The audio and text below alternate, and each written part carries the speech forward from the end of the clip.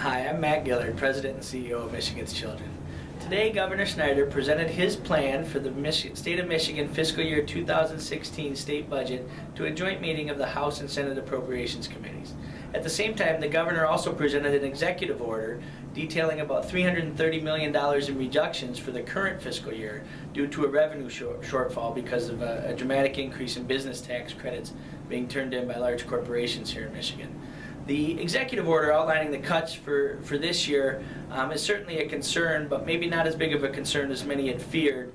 The governor was able to shift some funding around from the school aid fund to the general fund, including community colleges and other things, and then also take advantage of some opportunity for some increased federal dollars to mitigate that overall damage of the $330 million cut for the current year.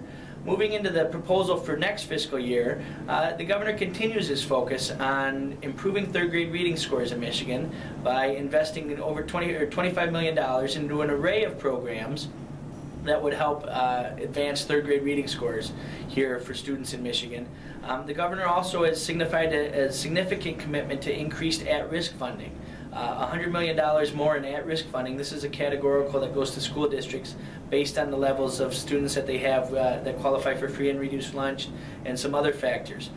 This is much needed money in many of these school districts that are facing financial struggles but also are struggling to meet the demands that they need to educate kids. So these are a couple of the positives that we've seen out of the governor's budget proposal. Now the process moves on to the legislature, which will immediately begin debate over the governor's proposal and make their own recommendations, and we'll continue to follow that. And we'll certainly a lot more details from the governor's proposal, and this process will continue to play out in the weeks ahead. So please come back to Michigan's Children often to learn about exactly what's happening in Lansing, to get information on more of the details that are included in this budget, and to find out how you can use your voice to be an important part of this process, and to make sure that the decisions that are made here in Lansing in the next weeks and months have the greatest possible impact for the benefit of children.